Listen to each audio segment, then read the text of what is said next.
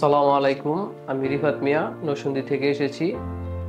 সান Japanese training centre থেকে 6 মাস ভাষা শিখে নাট এবং জেএলপিটি পাস করেছি এবং 2024 সালের অক্টোবর সেশনে আমি জাপানিজ স্টুডেন্ট ভিসায় অ্যাপ্লাই করি। তো আলহামদুলিল্লাহ আগস্ট মাসের 23 তারিখে আমি কোবে ইমিগ্রেশন থেকে আমি আমার সিও রিসিভ করি এবং সেপ্টেম্বর মাসের 9 তারিখে আমি এম্বাসিতে দাঁড়াই। আলহামদুলিল্লাহ এম্বাসিতে দাঁড়ানোর পর আমি একদিন ওয়েটিং ছিলাম। একদিন ওয়েটিং থাকার পর 10 তারিখ আমাকে কল দিয়ে পাসপোর্ট ডেলিভারি ডেট দেওয়া হয়। তো আলহামদুলিল্লাহ আমি আজকে যে ভিসা রিসিভ করলাম, যেটা আমার ভিসা। তো আমার ভিসা পাওয়ার ক্ষেত্রে সবচেয়ে বড় অবদান হচ্ছে সান জাপানিজ ট্রেনিং সেন্টারের।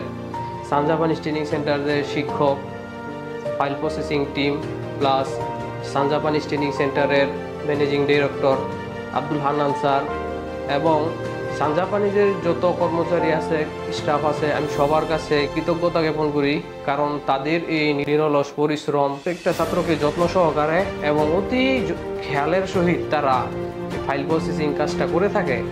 তাই অবশ্যই আমি সর্বপ্রথম আল্লাহর কাছে শুকরিয়া আদায় করি এবং তাদের কাছে এই জাপানিজ ভিসা পাওয়ার ক্ষেত্রে তাদের কাছে আমি চিরকৃতজ্ঞতা আদায় করি। আর আপনারা যারা জাপান যাওয়ার উদ্দেশ্য কিংবা জাপান যাওয়ার কথা চিন্তা ভাবনা করছেন, তারা অবশ্যই অন্যান্য যে কোনো প্রতিষ্ঠানের সাথে যোগাযোগ করবেন। অবশ্যই আপনারা একবার সান জাপানিজ ট্রেনিং সেন্টারে আসবেন, দেখবেন সান জাপানিজ ট্রেনিং সেন্টারের যে সকল স্টাফ রয়েছে plus MD Abdul Hannan sir রয়েছে, ওনার সাথে কথা বলবেন। যদি আপনাদের কথাবার্তায় মিলে এবং যদি আপনাদের সাথে বনিবনা হয়, তাহলে আপনারা এইখান থেকে ফাইল প্রসেসিং করবেন।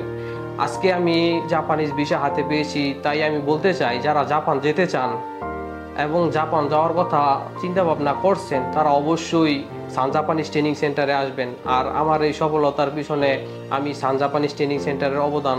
আমি কিছুদিনের মধ্যেই জাপান যাওয়ার উদ্দেশ্যে রওনা দিব, তাই সবাই আমার জন্য দোয়া করবেন। আসসালামু আলাইকুম।